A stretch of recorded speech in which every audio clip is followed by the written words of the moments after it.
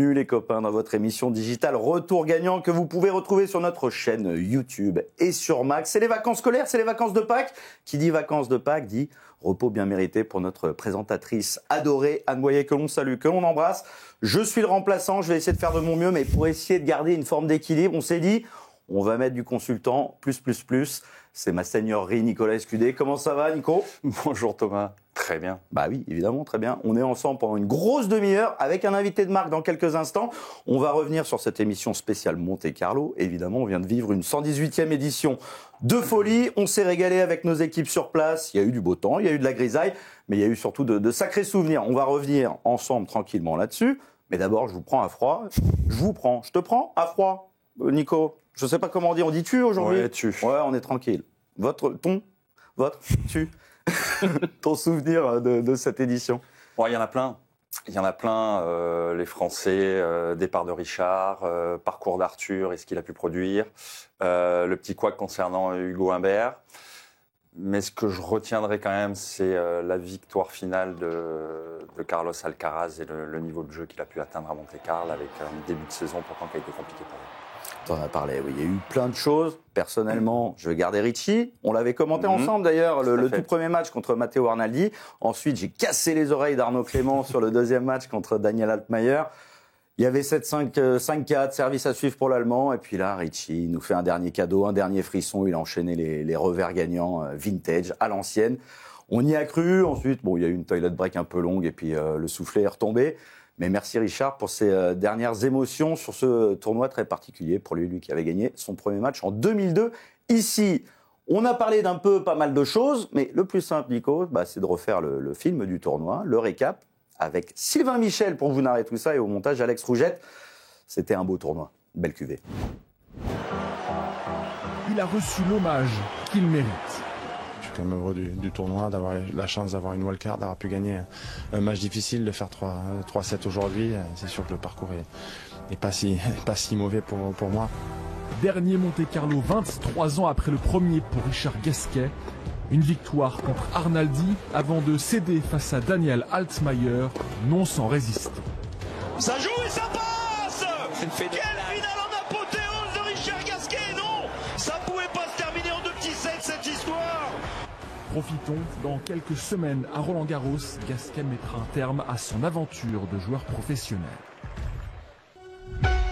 Prendre et donner du plaisir jusqu'au bout. La fin de carrière approche peut-être pour Gaël Monfils, mais le Français continue de faire le show.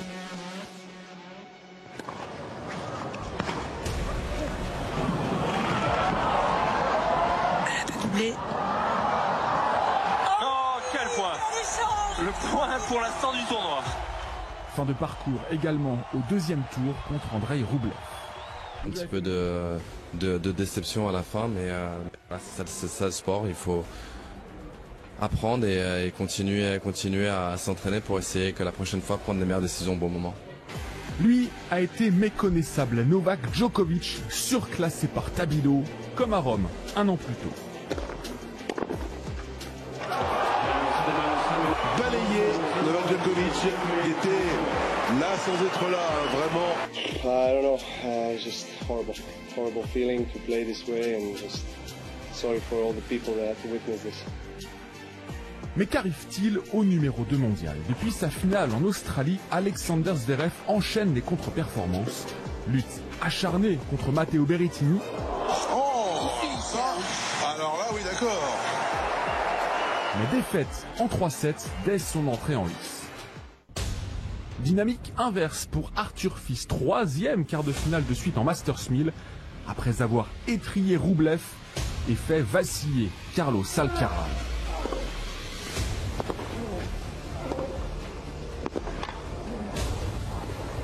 Oh oui, formidable Arthur Fils de caractère pour aller chercher cette première manche en 50 minutes. Le Français menait 1-7-0, 3 balles de break à 5 partout dans la deuxième manche contre l'Espagnol. Je suis au niveau, mais ça passe pas parce que je perds la concentration à des moments où il faut pas la perdre, quoi. Honnêtement, je sais pas quoi dire, c'est une défaite qui fait mal et c'est tout. Je suis comme un fou, ça m'énerve. Alcaraz, lui, n'a pas été impérial durant cette édition. Mais le numéro 3 mondial est monté en puissance et reste toujours aussi spectaculaire.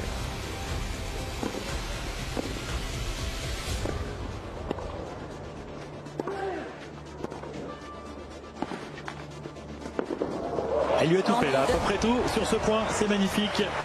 Hier, il a mis fin au joli parcours de Davidovich Fokina en lutte perpétuelle avec ses nerfs cette semaine, en particulier face à Draper au 3e tour.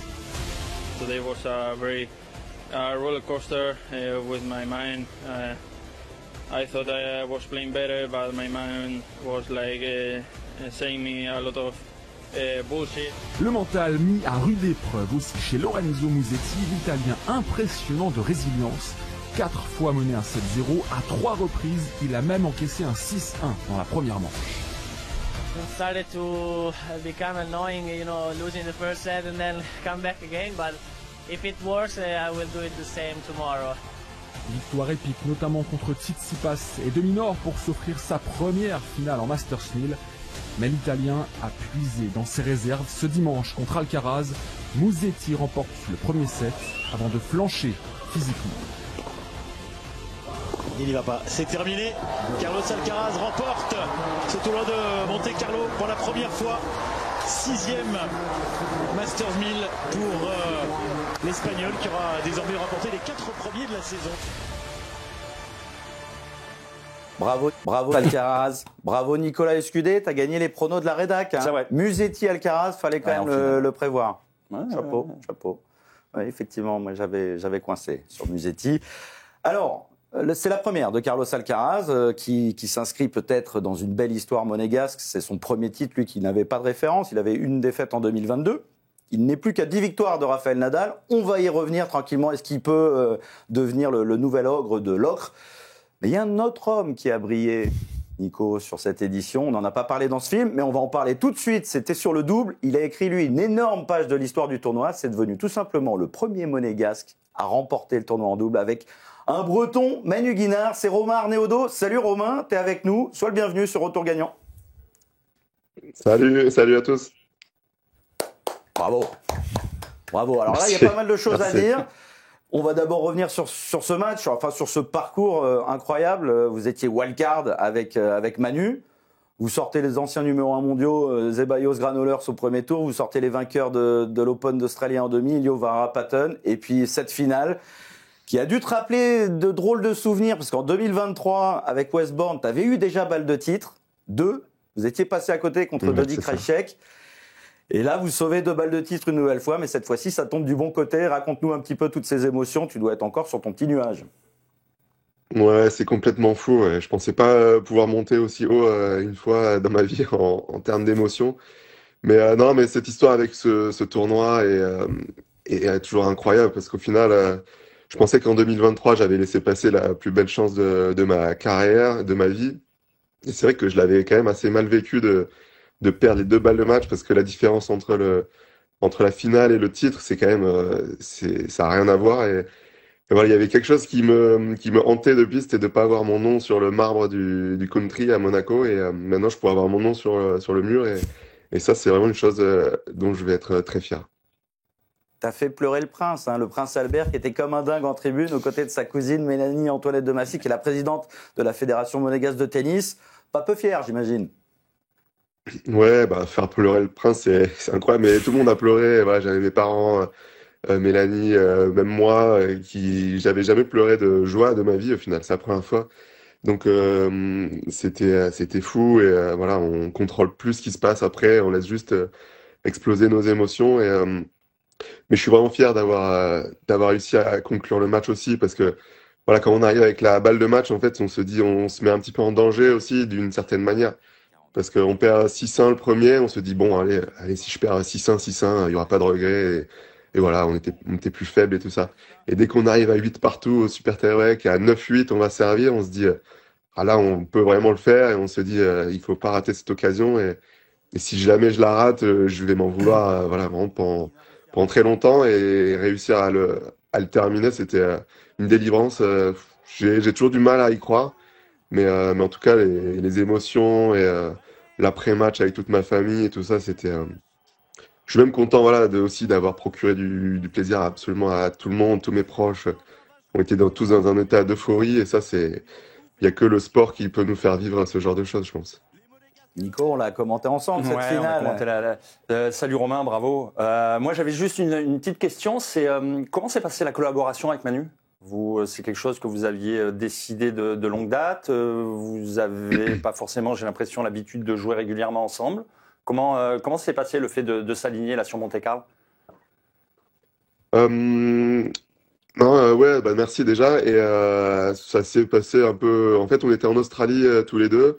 Et voilà, moi, j'avais joué avec un Français qui s'appelle Arthur Cazot, que vous devez connaître. Et voilà, je m'entraînais souvent avec Manu parce que lui jouait avec Arthur Rinderknecht. Donc, on était tous les deux un peu des joueurs de double avec des joueurs de simple. Donc, on s'est beaucoup entraîné ensemble. Et puis, après le tournoi, on s'est engagé pour faire Quimper. Ça, c'était chez lui pour le coup. Et on avait fait finale. Et puis voilà, on s'entend bien avec Manu. Et moi, j'avais déjà en tête de chercher un joueur pour le Rolex, pour Monaco. Et puis voilà, j'avais plusieurs pistes en tête. Je pensais même à Pierre-Hugues Herbert, qui au final est qui est certainement le meilleur joueur de double du monde, vu son palmarès. Et puis bon, avec Pierre-Hugues, voilà, il veut pas jouer le double à fond, donc ça aurait été plus un one shot. Et donc avec Manu, on a pu construire un petit projet. Et voilà, on s'est organisé en mars, je pense, il y a peut-être 6 semaines. On s'est dit allez, on fait ça. On le fait ensemble et du coup on a fait Marrakech ensemble la semaine dernière. On a fait un challenger avant et là on arrive à Monaco. Mais en vrai voilà, je sais que c'est un super joueur, que moi aussi je peux bien jouer, mais en aucun cas on s'attendait à gagner le tournoi. Et il y a aussi une petite magie qui a opéré cette semaine, je pense. Ouais, Manu Guinard qui était comme un fou. Sur le tie-break du deuxième, franchement, il a soulevé le public. Le public d'ailleurs qui a fait son rôle de troisième homme, on l'a dit avec Nico pendant la finale. Il n'y avait pas les tribunes remplies comme sur la finale de simple, mais il y avait une vraie ambiance, une vraie ferveur. Et vous êtes allé le chercher, le public. C'est ça. Non, mais de toute façon, Manu, il est complètement fou tout court. Mais c'est très gentil. J'ai pas envie d'être péjoratif en disant ça, mais c'est aussi son bon côté. Il a cette capacité à faire rentrer les matchs un peu dans l'irrationnel et tout ça. Et à un moment donné, c'est ce qu'on a fait. C'est surtout grâce à lui. Il allait chercher le public à tous les points. Il en rajoutait énormément. Et en plus, ça le stimule énormément pour son tennis. Donc, il y en a quelques-uns qui pourraient perdre leur lucidité à trop s'enflammer et tout ça. Et lui, en fait, ça le survolte. Et pour le petit truc rigolo, c'est qu'au début, on commence très mal. Ça fait 5-0 pour les autres. Et quand Manu, il arrive devant notre box, là, devant les entraîneurs, il fait mais là, les autres, ils sont pas prêts. Ils savent pas encore qu'ils vont perdre. Et moi, je suis à côté, je rigole un peu jeune. Je dis, bon, bah, ouais, là, on est quand même à 0-5. Bon, ok. Ça fait 6-1. Et après, au second, on s'accroche. Et ouais, là, et après, dès le milieu du second, il a commencé à aller chercher tous les proches qui étaient là-haut, même regarder le prince, la boxe, il faisait lever tout le monde. Et puis d'un coup, ça a galvanisé tout le monde et ça a peut-être aussi joué dans la tête des autres. Et voilà, et en fait, on est rentré dans quelque chose on a lâché vraiment prise et on est rentré dans quelque chose d'irrationnel. Et c'est ça aussi qui nous a fait gagner, je pense. Ce résultat-là, juste magnifique, à domicile pour toi, ça ouvre des perspectives là, en termes ou du moins ça modifie un petit peu votre programme, votre calendrier à venir? Bah ouais, ça va tout changer. Déjà la finale, en fait, ça a changé tout parce que je regardais l'évolution du classement et déjà que la finale, je passais 55e et donc on rentre facilement à Roland. Dans tous les grands chelems, en fait, ça ouvre pendant 12 mois. Je sais que je joue sur le circuit ATP principal. Donc, je vais faire tous les plus beaux tournois du monde. C'est vraiment pour ça que je joue au tennis. Donc, ça c'est exceptionnel. Et voilà, donc ça va tout modifier le reste de ma saison. Et certainement avec Manu, il va falloir qu'on fasse le point aussi. On n'a pas trop eu le temps de s'appeler là parce qu'on a eu énormément de messages. Et lui, je sais qu'il a essayé d'un peu couper le téléphone aussi parce qu'après, ça bouffe un petit peu de l'énergie. Et voilà, on va faire le point pour savoir ce qu'on fait. Mais là, on est même 7e à la race au final pour la fin d'année. Donc, il n'y a aucune raison qu'on continue pas. Et lui, il va falloir qu'il fasse un choix entre son simple et son double aussi.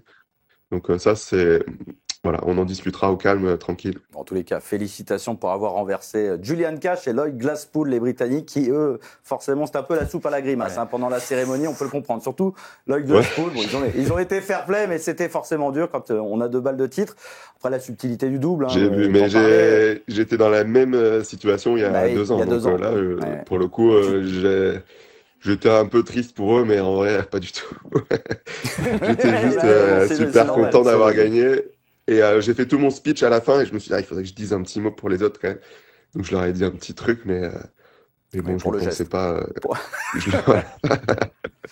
C'est logique. Voilà, c'était pour le geste. Mais vraiment, en aucun cas, j'aurais voulu échanger leur place contre la mienne parce que c'est vraiment terrible.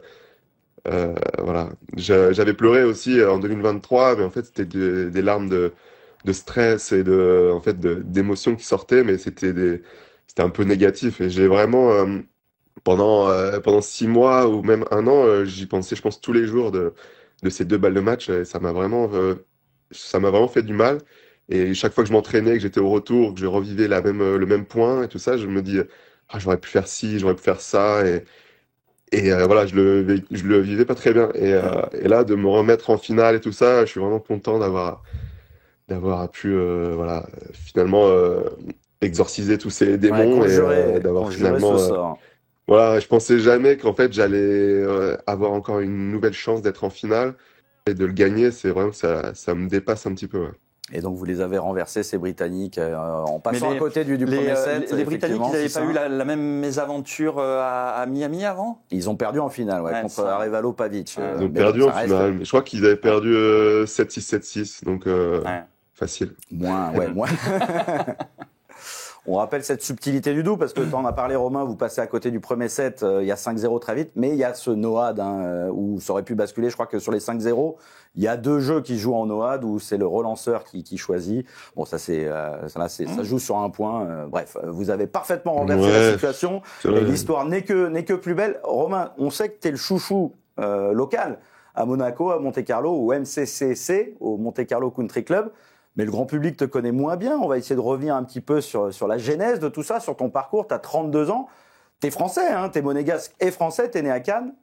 Tu es donc 43e mondial en double. C'est ton meilleur classement. Est-ce que tu peux nous parler un petit peu de ton parcours ? Tu avais déjà un titre avec un autre monégasque, l'illustre Hugo Nice à Los Cabos en 2019. Petit mot d'ailleurs, Valentin Vachereau, qui a été pas mal aussi, qui a bien fait honneur à sa wildcard dans le tableau du simple, puisqu'il a dérouillé Struff avant de faire vaciller Dimitrov.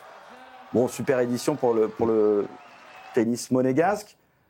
Ouais, c'était super. Ouais, Valentin, c'est dommage parce qu'il joue vraiment bien et je suis très content pour lui parce que il a eu des gros problèmes. Il était 110 en quelques mois l'année dernière et il n'a pas pu jouer tout le reste de l'année.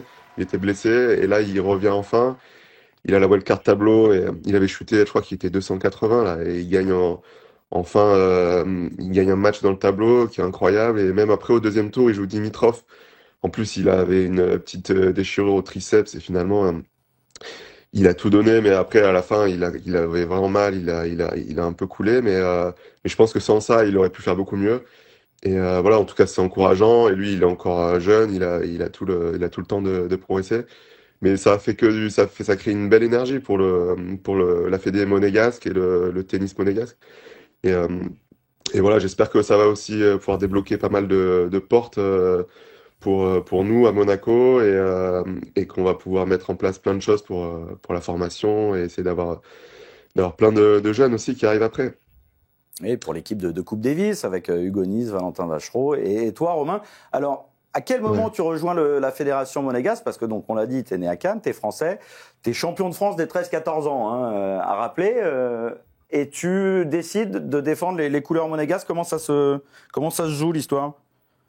C'est ça. Comme c'est écrit, voilà, je suis né à Cannes. Et c'est vrai que moi, j'ai toujours été un enfant de la Côte d'Azur. Et je venais souvent au club, à Monaco, toujours voir le tournoi depuis que j'étais petit. Et donc, pour moi, c'était un peu mon grand chelem ici. Et après, très vite, j'ai été au club. En fait, quand j'avais déjà 18-19 ans, j'ai signé avec le club.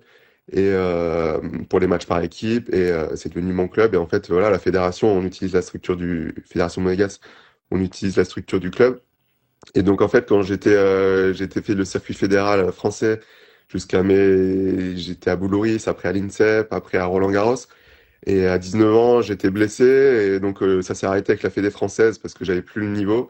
J'ai passé toute mon année blessé et voilà, j'ai dû partir. Enfin, on m'a viré au final. Et donc, en fait, soit après, j'avais deux options. Soit j'allais aux États-Unis en collège, qui aurait pu être une bonne option, et soit après voilà, j'ai eu la possibilité de rejoindre le club et la Fédé monégasque, parce que voilà, comme vous savez, s'entraîner au tennis ça coûte cher, c'est des structures qui sont payées les entraîneurs et tout ça à 19 ans, c'est très compliqué. Donc j'ai eu cette chance de rejoindre Monaco et voilà, j'en suis très fier. Et depuis donc mes 19 ans, c'est une histoire qui continue et voilà. Et sans ça, j'aurais peut-être pas joué le tournoi, donc ma carrière aurait été complètement différente. Et voilà, je remercie encore du coup l'ancienne présidente, la maman de Mélanie, qui est Elisabeth Anne de Massy, et, à l'époque qui était la présidente de la Fédé. Et voilà, et Mélanie aussi de me faire confiance depuis des années pour faire le tournoi. Alors ça n'a pas toujours été un parcours tout rose, hein. Là tu réalises ton rêve d'enfant en gagnant ton grand chelem à domicile, mais tu nous en parlais en off avant le début de cette émission. Tu avais arrêté ta carrière pro pour être coach en parallèle 2016-2017. C'est pas si simple hein, quand on est joueur exclusivement de double de gagner sa croûte. Non, mais c'est en fait moi j'étais joueur de simple évidemment comme tout le monde avant et jusqu'à mes 26 ans, et le problème du tennis c'est que j'étais quand même 400e mondial, ce qui est honorable, mais 400e mondial au tennis on perd de l'argent parce que voilà, je perdais 15 000 euros par an alors que je payais pas forcément mes entraînements. Donc c'était voilà, à 26 ans on a envie de gagner sa vie, et donc après j'ai arrêté de jouer et je me suis j'ai passé mon diplôme d'entraîneur et j'ai entraîné en 2016 et 2017. Et voilà, j'ai eu l'invitation en double en 2017 avec Hugo Nice, qui lui jouait déjà le double, je crois. Et on avait fait demi, c'était déjà une belle histoire. Et voilà, on avait fait demi. Et depuis 2017, je me suis relancé à fond dans le double. Mais c'est un peu mon histoire avec le tournoi au final, parce qu'à chaque fois, donc une fois j'étais entraîneur, je me suis relancé dans ma carrière. En 2023, on n'était pas très bien classé avec Westbourne. Je sentais que ma carrière était en train de chuter un petit peu. Et là, on fait la finale, ça nous relance sur le circuit. Et là, cette année, pareil, j'étais 90e. Je sais que si je perds au premier tour, c'est ce que je disais à mes proches. Je dis, là, si je perds au premier tour, je vais être 100e mondial. Je vais devoir faire que des challengers. Ça va commencer à être dur financièrement. Et même jouer les challengers, c'est moins rigolo que jouer les tournois ATP. Et je me suis dit, c'est peut-être la fin de ma carrière si je perds au premier tour ici. Et là, voilà, ça me relance encore de gagner le tournoi. Donc, c'est vraiment une histoire particulière, ce tournoi. Et ouais, pour la petite anecdote, en 2017, je sais que quand je suis entraîneur, on est en quart de finale et on joue contre Suarez-Murray. Et je sais que si on perd en quart, je suis genre 400e en double. Et là, c'est pas assez bien pour se lancer dans les challengers. Donc je pense pas que j'aurais joué, et j'ai dit à tout le monde, je dis si je gagne ce quart de finale, je me lance à fond dans le double et je fais une carrière de double. Et on arrive au super tie-break contre Jamie Murray qui était numéro 1 mondial à l'époque, et il commence le super tie-break, il fait retour gagnant, ace. Ça fait 2-0 pour eux. Et là je me dis voilà, les numéros 1 mondiaux, c'est dans les super tie-break qui montent leur vrai niveau, alors que moi j'étais entraîneur non classé. Et là finalement on gagne le super tie-break 10-2, ils ont plus mis un point. Ah oui. Ah oui, quand même. Et là après, c'était un peu comme le pari du tatouage, sauf que là, c'était pour relancer ma carrière. Ah là, on en parle du tatouage. Écoute, avant de développer, on t'écoute lors de la cérémonie avec Mélanie Antoinette de Massy. T'as pris un pari. Il va falloir aller au bout maintenant, Romain. Ce que veut savoir Manu, c'est sur quel bras que tu vas tatouer ce que tu as prévu de le faire. Le pari, c'est que je devais me faire tatouer l'écusson du MCCC, du Monte Carlo Country Club. Si on gagne le tournoi, et donc évidemment, je vais le faire bien volontiers, mais je sais pas encore où. C'est un bon problème. Avec des si, on met Monaco en bouteille, mais là, il n'y a plus de si. Hein. Il va falloir y aller, la petite couronne du MCCC. On la met où, celle-ci ? Je pensais pas que ça allait vraiment arriver, mais voilà, c'est tellement incroyable tout ce qui arrive, donc je vais le faire volontiers. Non, mais c'est parti d'une bêtise, parce qu'il y a un mec du staff du country qui a perdu un pari aussi et qui s'est fait le tatouage sur le mollet. Et j'étais avec Mélanie quand on a découvert son tatouage et on était explosés de rire. Et je dis, bah voilà, et c'était avant le premier tour, donc en aucun cas je pensais que j'allais devoir tenir mon pari. Mais voilà, et du coup j'ai dit que si je gagnais le tournoi, je faisais... bon, on n'a pas exactement défini, mais je pense que c'était l'écusson du MCCC, mais en plus que je trouve très joli. C'est celui avec la petite couronne, non, c'est ça? Non, c'est un petit écusson avec les 2 raquettes croisées, et il y a écrit MCCC ouais. dedans. Après, voilà, il y a pas, c'est pas non plus écrit noir sur blanc sur un contrat, hein, ce que je dois faire. Mais je vais, mais je vais le faire. Je vais faire ça, et je vais trouver quelque chose. Je vais essayer de trouver. Parce que sinon, François Damien, c'est un très bon tatoueur. Hein. Je sais pas si t'as Ah oui, il va me faire un petit élan sur le cœur. Une petite perruche. Ce qui est super intéressant dans ce que dit Romain, au-delà de l'aspect tatouage là, qui est plus pour le fun et pour la petite anecdote, mais quand on voit un petit peu le parcours qui a été le sien, c'est pas dans la philosophie en France justement tous les jeunes joueurs ou joueuses qui se lancent potentiellement dans une future carrière forcément ont envie de jouer le simple, de briller en simple et d'avoir une carrière justement au niveau du simple. Mais en fonction des aléas de la vie, des aléas du circuit, où ça peut vous propulser ou pas, peut quelque part s'oriente après sur potentiellement une carrière de double. Et ça peut amener à des émotions juste incroyables, des carrières juste incroyables, et permettre aussi, comme Romain a pu l'expliquer, qu'à un moment donné, il pouvait être dans le dur au niveau de sa carrière en simple, de pouvoir aussi arriver à gagner sa vie. Mais on n'a pas trop cette culture encore en France, bien que ça commence à arriver. Oui, parce que le prize money était tout à fait satisfaisant, j'imagine, Romain, à Monte-Carlo. C'est quoi? C'est 290 000 pour la paire vainqueur? Ouais, je sais pas, j'ai pas regardé. Non, je sais pas. Non, je rigole. Je rigole. Évidemment, je sais. Ouais, non, ça va faire du bien. Et non, mais ça fait partie de tout l'événement qui est exceptionnel. Voilà, le prize money en soi, c'est une continuité, c'est magnifique. Mais voilà, les émotions, comme disait Nico, les émotions que j'ai vécues et tout ça, je pense que ça vaut tout l'or du monde. Et bon, je crache pas sur le prize money quand même. Alors, mais comme disait Nico, c'est vrai que maintenant c'est aussi une nouvelle voie de jouer en double. Il y a de plus en plus de joueurs qui se lancent même avant le simple, des fois en double, parce que il y a vraiment des possibilités de progresser en double. Et en double, c'est un peu ça. C'est beaucoup d'analyse, de regarder la technique des autres pour savoir les zones où servir, de regarder un petit peu des vidéos. Donc évidemment, il faut bien jouer au tennis, mais il y a la place vraiment pour étudier les choses. Et là, voilà, ça a bien payé. Ça a bien payé, joli prize money. Il y a eu un très joli prize money aussi pour un certain Carlos Alcaraz. Romain, j'espère que le grand public t'a découvert. Tu restes avec nous pour débriefer aussi ce qui s'est passé dans le tableau du simple. Alcaraz qui a gagné son premier Monte-Carlo. Alors lui, il joue pas nécessairement pour le prize money, hein. Il a quand même déjà de quoi faire. Il a déjà 4 grands chelems, mais il n'avait jamais brillé ici. Nico, alors on est toujours très exigeant avec Carlos. C'est vrai qu'il y a, c'est pas les montagnes russes, on va pas aller jusque là, mais il y a des matchs où il passe un peu au travers, il part son côté très joueur. Là, il y a eu des premiers sets parfois délicats. On l'a vu contre Cerundolo, on l'a vu en finale contre Musetti, on l'a vu contre Arthur Fils, évidemment. Mais il a cette capacité de réaction et puis il a ce tennis tout simplement. Il est quand même particulier. Il est fait d'un autre bois, le petit Carlitos. Le tennis, on le sait depuis un petit moment qu'il l'a. Quand on voit le palmarès qui est le sien, à l'âge qu'il peut avoir, quand on voit les temps de passage qui sont les siens. Après, oui, effectivement, on peut être par moments extrêmement dur avec lui. Parce que inconsciemment, on compare avec la génération précédente et d'autant plus un certain Espagnol qui a brillé à multiples reprises sur les cours à Monte-Carlo. Donc voilà, sauf que Carlos Alcaraz, vous l'avez dit Thomas, la façon dont il aborde le tennis, la façon dont il le joue, et en plus à l'âge qu'il peut avoir, par moments, c'est inatteignable quand il joue son meilleur tennis. Je pense qu'aucun joueur au monde, même de ce que j'ai pu connaître par le passé, peut arriver à rivaliser avec lui. Par contre, quand ça va un petit peu moins bien, ça peut descendre très très bas. Qui explique quelque part un petit peu les résultats qu'ont pu être les siens par moment. La déception qu'a pu être la nôtre aussi. Après, attention à ne pas être trop exigeant. Il a eu, on l'a dit, un début de saison assez compliqué.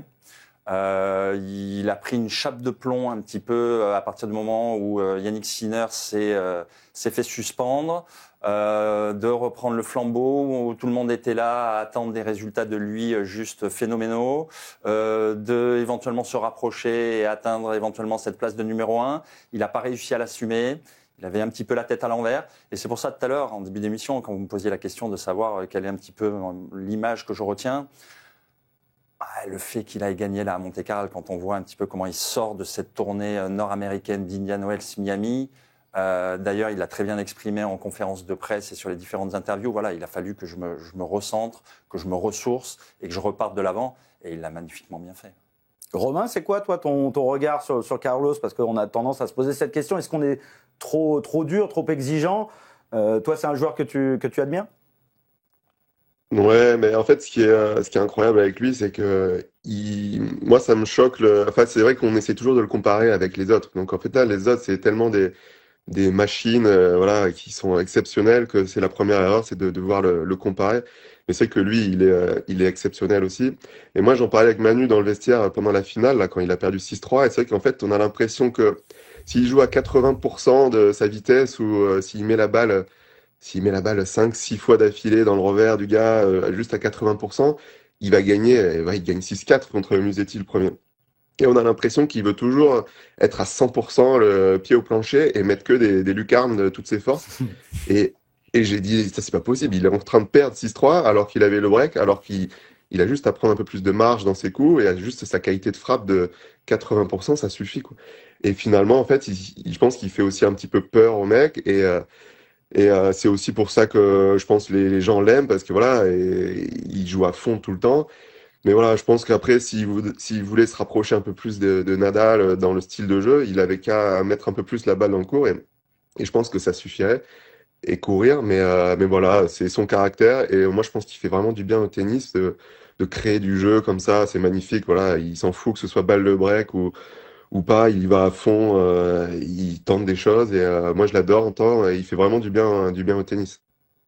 Mais dans ce que dit Romain, sur le fait qu'effectivement on pourrait penser que Carlos Alcaraz, avec le côté athlétique qui est le sien, la qualité technique et de coup qu'il est capable de pouvoir arriver à développer, il suffirait effectivement qu'il redescende un petit peu d'un étage dans ce qu'il est capable de pouvoir arriver à... Ce que faisait d'ailleurs Rafa, à l'entraînement, il était toujours à 150% et en match, il baissait un peu le curseur. Mais justement, j'ai trouvé que sur ce tournoi à Monte-Carlo, il avait, quand il commençait à être un petit peu dans le dur et dans les moments un petit peu chauds, de sécuriser beaucoup plus ce qu'il était capable de pouvoir arriver à produire sur le terrain.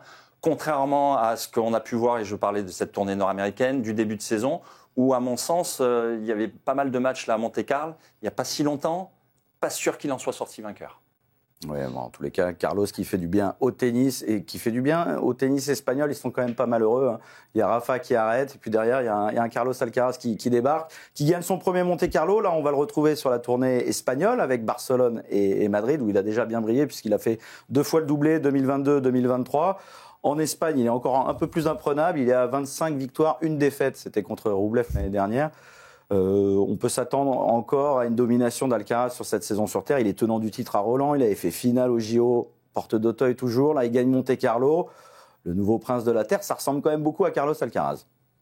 C'est certain que quand on voit depuis même l'année dernière, effectivement, le nombre de matchs qu'il a pu jouer sur cette surface, je crois que la seule défaite, c'est la finale des Jeux Olympiques. Et à Madrid, ouais. Et à Madrid. Donc oui, il fait forcément figure de favori sur les tournois sur lesquels il va s'annoncer, il va jouer d'ici à Roland-Garros. Après, il va falloir voir aussi comment il va gérer un petit peu tout ça, parce que là, Monte-Carlo, il va au bout. Effectivement, on va le commenter tout à l'heure. Il va se retrouver aussi à jouer là à Barcelone. Il y a Madrid derrière, il y a Rome. Et puis après Roland. On retrouvera Sinner. Hein, exactement, Sinner qui va revenir à Rome. Mais bon, voilà, jouer toutes les semaines quand on s'appelle Carlos Alcaraz, on sait que normalement on va au bout ou pas loin. Donc ça fait beaucoup de matchs. Alors Alcaraz qui s'impose pour la première fois à Monte-Carlo, même si, contre un certain Arthur Fils, il a vacillé en quart de finale. On va écouter notre ami SV du service volé, toujours un peu piquant. On enchaîne Alcaraz-Fils, parce qu'il y a eu déjà un premier duel très prometteur. Est-ce que Arthur, c'est le futur Yannick Noah, celui que l'on attend depuis plus de 40 ans pour aller soulever un grand chelem? On écoute service volé, puis on en discute avec Romain et Nico. Il nous a régalé, l'un des hommes forts du tournoi de Monte-Carlo aura encore été Arthur Fils. Et c'est une belle habitude ces dernières semaines. Arthur est devenu le plus jeune joueur à enchaîner 3 quarts de finale lors des 3 premiers Masters 1000 de la saison, un record pris à un petit gars, je sais pas si vous connaissez, Rafael Nadal. Le plus enthousiasmant, c'est que la pépite française a considérablement haussé son niveau plancher depuis Indian Wells. Et résultat immédiat, des performances brillantes dans le désert californien contre Musetti et Medvedev, du giga lourd à Miami face à Tiafoe et Zverev, et que dire de sa démo ébouriffante contre Rublev à Monte-Carlo. Arthur a fait passer le coup droit de Rublev pour une pichenette de poussin asthmatique, l'a coincé sur son revers et l'a méthodiquement concassé au retour, secteur encore très friable il y a peu. Comme fil conducteur, une puissance féroce, le coup droit le plus puissant et avec le plus de rotation par seconde du circuit, évidemment adoubé par Carlos Alcaraz himself. Son niveau est très haut, la puissance avec laquelle il frappe la balle est incroyable, physiquement c'est l'un des joueurs les plus forts du circuit sans aucun doute. Maintenant, il y a deux façons de voir les choses. Si son nouveau niveau plancher est celui qu'il montre depuis Indian Wells, disons-le clairement, tous les rêves sont possibles. Mais depuis le début de sa carrière, Arthur a souvent alterné les coups d'éclat et les éliminations piteuses, un écart de qualité qui a généré des réactions fortes et contrastées sur les réseaux et chez les spécialistes, d'autant plus passionnés que la France recherche désespérément un successeur à Yannick Noah depuis 42 ans. 42 ans, c'est un running gag le bordel. Un contexte pesant duquel Arthur devra s'extraire. Ces prochains mois et ces prochaines années, on sera donc tous un peu dépendants de ce que Fils va nous donner. S'il met systématiquement cette intensité, ce cœur et cette croyance sur la table, le top 10 devrait arriver très vite et plus si affinité. Cette ambition, Fils l'a verbalisée très tôt dans sa carrière et c'est un discours qui a parfois un petit peu de mal à passer en France. Comme s'il fallait rêver grand tout en restant petit, comme si l'ambition et le succès étaient un tort, comme si le tennis n'était pas un sport de pur prédateur. D'ailleurs, sa réaction post-défaite contre Alcaraz, ultra frustré, en dit long sur le regard qu'il porte sur ses propres performances. C'est une défaite qui fait mal. Je suis comme un fou, ça m'énerve. C'est agaçant de perdre des matchs comme ça, je suis au niveau, mais ça ne passe pas parce que je perds ma concentration à des moments où il ne faut pas que je la perde. Fils a la chance d'arriver après l'ère du Big Three dans une génération plus ouverte où toutes les cartes sont en train d'être redistribuées. Son match contre Alcaraz a montré un petit blocage mental à la fin du deuxième set, mais nul doute qu'après ses performances de ces dernières semaines, le regard des autres joueurs sur lui a changé. Fils n'est déjà plus ce jeune espoir en train de percer. Ah non, il est celui qui doit livrer semaine après semaine un contenu de qualité. Il a acquis sur le terrain un nouveau statut avec l'impatience, l'exigence qui vont avec. Ces prochains mois et ces prochaines années dessinent un horizon fascinant, semé d'embûches et peut-être au bout, qui sait, le champion que toute la France attend. Et si c'est pas le cas, soit on se remet en boucle le Noah Wilander 83, c'est une solution, c'est cool. Ou alors on se met tous collectivement au Bilboquet. Ouais, non, pas de Bilboquet, on a envie de tourner la page et d'en écrire une nouvelle pour le tennis français. Arthur qui est devenu le plus jeune joueur de l'histoire des Masters 1000 depuis 1990, a enchaîné quart de finale Indian Wells, Miami, Monte-Carlo. Il bat de quelques jours un certain Rafael Nadal, on en a parlé dans ce petit sujet de service volé. Il est sur des temps de passage intéressants, plus qu'intéressants, Nico. Il cache pas son ambition, il veut devenir numéro 1 mondial, il veut gagner des grands chelems.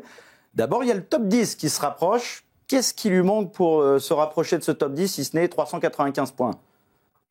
Pas grand-chose, si ce n'est rien, honnêtement. Quand on entend effectivement les déclarations qui ont été les siennes sur la conférence de presse après le match contre Alcaraz, voilà, c'est à chaud. Forcément, avec le recul, déjà quand il a dû rentrer le soir à l'hôtel, le lendemain et a laissé passer quelques jours, il y a énormément de positifs. Quand je dis rien, il est dans les temps de passage, plus jeune joueur, tu l'as dit Thomas, 3 quarts de suite, Indian Wells, Miami, Monte-Carlo. Juste avant, on parlait d'un Alcaraz où on lui en demande trop, faut que ce soit tout le temps parfait. On est quelque part un petit peu en train de faire la même chose avec Arthur. Il ne peut pas non plus du jour au lendemain arriver à gagner un grand chelem sans rien avoir fait avant. Ça a commencé à gagner les 250, ça a gagné les 500. Là, sur les Masters 1000, ça y est, il arrive pratiquement au bout à chaque fois sur les quarts de finale. Ça avance dans le bon sens. Et ça envoie des messages, des signaux extrêmement intéressants et d'autant plus à la concurrence. Alcaraz, la prochaine fois qu'il va se retrouver sur le terrain face à Arthur Fils, d'autant plus sur terre battue après ce qui s'est passé à Monte-Carlo, ça va cogiter et il ne va pas aborder le match de la même manière. Tout comme les autres joueurs qui forcément ont vu sa performance, là on parle face à Alcaraz, mais face à un Rublev, il a totalement éteint. Donc voilà, ça progresse, ça évolue, ça avance vraiment dans le bon sens pour Arthur. Tu l'avais commenté, ce match, cette démonstration. Il était sur son petit nuage contre Roublev. Il avait battu une nouvelle fois Zverev quelques jours auparavant. Romain, toi, t'en penses quoi d'Arthur? Est-ce que t'as pu regarder ce match contre Roublev ou ses précédentes tournées sur le circuit américain? Contre Rublev, j'ai pas vu. Après, ouais, j'ai vu contre Alcaraz, le niveau qu'il jouait au premier set, c'était exceptionnel. Et j'ai pas entendu le documentaire avant de Service Volé, donc je sais pas si je vais répéter ce qui a déjà été dit, mais en tout cas, oui, évidemment. Sur eurosport.fr pour te remettre au goût du jour. Bien joué. Et non, mais c'est vrai que voilà, il faut qu'il y ait une continuité dans son travail. Et là, c'est vrai qu'en fait, une carrière de tennis, maintenant, c'est tellement compétitif, c'est tellement dur. Et au final, c'est bien, il est 14e mondial, mais c'est vrai qu'en France, voilà, on veut vite mettre la charrue avant les bœufs. Et il est que, entre guillemets, 14e mondial et des gagnants de Grand Chelem. Je regardais le classement que vous avez mis juste avant. Il y a qui? Il y a donc Sinner, Alcaraz, Medvedev et donc Djokovic qui ont gagné des Grands Chelems là-dedans. Donc c'est pas facile. Et voilà, si on prend les Zverev et tout ça, ils n'arrivent toujours pas. Donc il va falloir qu'il reste là en fait pendant longtemps et qu'il continue à travailler tous les jours pendant voilà des années pour essayer de se donner la chance d'en avoir un. Mais c'est vrai que là il y a eu un petit déclic, j'ai l'impression quand même. Son niveau de jeu moyen est beaucoup plus haut. Avant il y avait toujours voilà des petites erreurs de jeunesse où il y avait un match comme ça qui s'échappait assez facilement. Notamment à Monte-Carlo, je m'en souviens, son niveau il n'était pas forcément incroyable. Mais là, contre Rublev, c'était exceptionnel ce qu'il a fait. Et le premier set contre Alcaraz, c'était voilà, s'il arrive à produire 2 sets comme ça. Mais bon, petit à petit, il peut jouer 3 quarts d'heure à ce niveau-là. Voilà, peut-être l'année prochaine, il jouera 1 heure à ce niveau-là. Et peut-être que dans 2 ans, il jouera 2 heures à ce niveau-là. Mais il faut continuer à mettre cette intensité-là à tous les matchs. Et petit à petit, il va repousser ses limites. Ouais, parce que tu parles de ce premier set qu'il termine brillamment 6-4. Il y a le deuxième aussi où il y a 5-5. 0-40. Là, on y croit plus que jamais et ça passe vraiment pas loin, Nico. Ça passe pas loin et break dans la troisième manche. Malgré ce qui se passe sur la fin du deuxième set, parce que même lui a pu dire ouais, mais je perds ma concentration. Dans le documentaire qu'on a pu voir avant aussi, oui, il y a des problèmes au niveau mental ou autre. Il sentait qu'il l'avait dès la fin du deuxième set. Il perd le deuxième set, c'est un set partout, et il repart au charbon et il le break d'entrée de troisième. Voilà, c'est pour ça que je suis vraiment confiant et j'aime beaucoup la façon dont les choses avancent et évoluent, en tout cas pour Arthur. Là, on revoit cette troisième balle de break où il est vraiment, vraiment pas loin. Il y a un énorme rallye, hein, et c'est là où Carlos Alcaraz, il est costaud parce qu'il ne donne pas le point, lui. Ah, là, il sécurise un petit peu les choses. C'est quoi? C'est 10 cm dans le couloir. Alors après, rien ne dit qu'il aurait gagné. Il fallait quand même conclure sur son service. Mais enfin, il était pour un premier test face à Carlos Alcaraz, un premier test grandeur nature. Il était vraiment tout proche. Et puis Carlos, qui lui, toujours semble prendre tellement de plaisir et en donner tellement. On voit le point pour faire 6-5 où il nous fait une amortie en souriant, en sifflant. C'est Carlitos Alcaraz.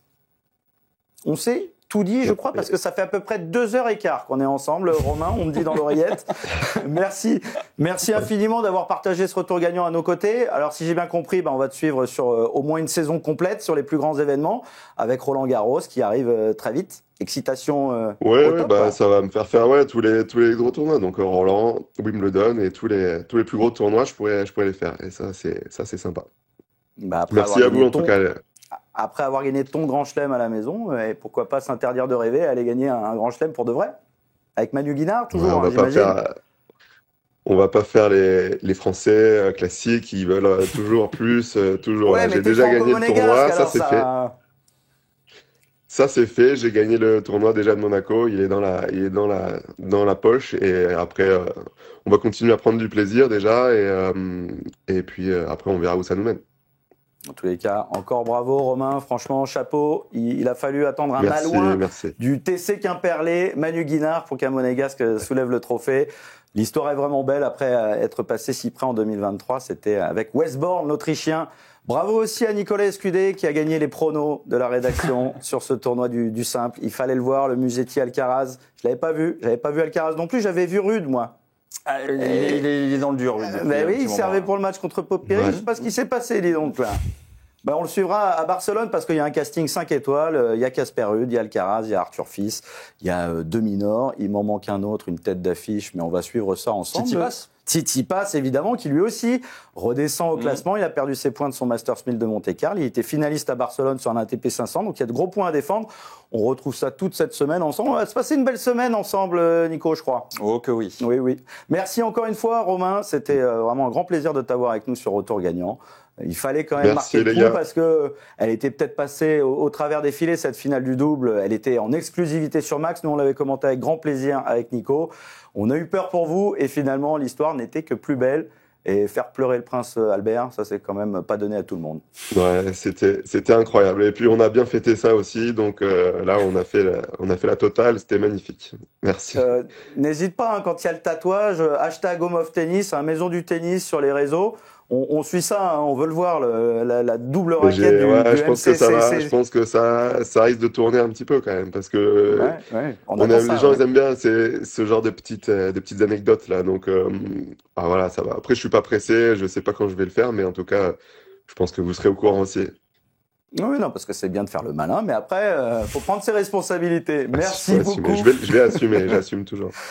Merci Romain, excellente journée et puis bonne continuation donc sur cette saison qui peut s'annoncer riche en bonnes nouvelles. En tous les cas, le rêve d'enfant est là avec cette victoire, la première pour un Monégasque au Monte-Carlo Country Club. Merci Nico. Nous, on va pouvoir préparer tranquillement nos matchs avec Carlos Alcaraz. Il y aura aussi un Davidovich Fokina Wawrinka. Enfin bon, le temps que l'émission passe, le match sera terminé. Mais bon, là, on est en direct. On est obligé d'en parler. Merci de nous avoir suivis sur Retour Gagnant. Promis, la semaine prochaine, la titulaire Anne Boyer est de retour. Mais enfin, j'ai pris du plaisir à comme tu veux. Vous voyez plusieurs fois, donc je finirai avec le vous. Petit hommage à Elise Moon. Vous voyez, vous la connaissez cette chanson? Non. Eh ben, vous ratez rien. Mais évidemment, on va pas se quitter comme ça. Dernier petit cadeau, dernière petite pépite. On a le top 5 du tournoi de Monte-Carlo, où il y a eu de sacrés points. Je vous ai entendu dire à un moment, c'est déjà le point du tournoi. Est-ce qu'il est numéro 1, numéro 2, numéro 3? Top 5. Et puis à la semaine prochaine pour un nouveau Retour Gagnant. Et le tennis continue plus que jamais avec la terre battue sur Eurosport. Bye bye.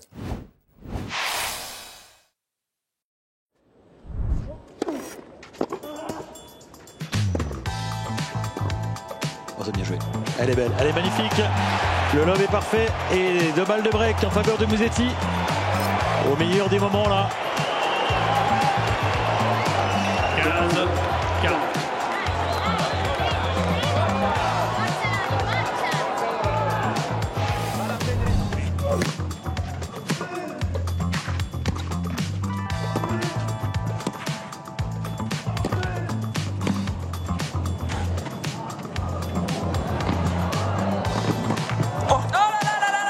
Quel point magnifique de la part de Casper Ruud.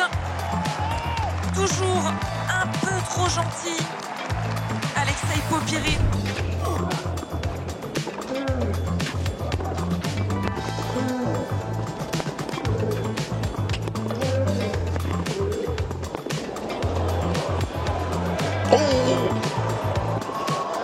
Oh le point énorme. Oh le point énorme sur la balle de 7. Une splendeur. Quelle vitesse, encore une fois. Alors là, cette vitesse de déplacement des deux côtés.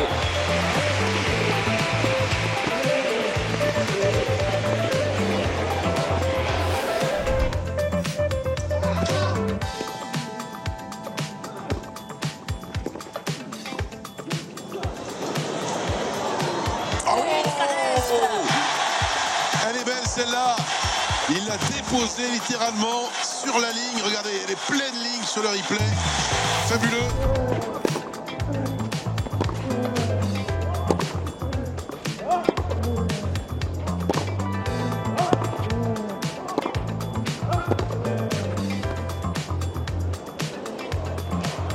Oh, fabuleux.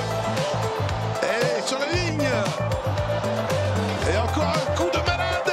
C'est pas terminé. Ah oui, énorme. Et voilà le premier point Showtime. Le premier point mythique dès le deuxième jeu de cette partie. Ça commence fort. Sur balle de break en plus. Incroyable, incroyable. Déjà, l'amorti, elle ne peut pas être mieux touchée. Juste derrière le filet, il y a l'effet qu'il faut. On se dit, bon, elle est gagnante celle-ci. Mais non, elle n'est pas gagnante contre Carlos Alcaraz. Il réussit à la remettre à un endroit déjà incroyable. Et puis derrière, bon, ça se passe de commentaires.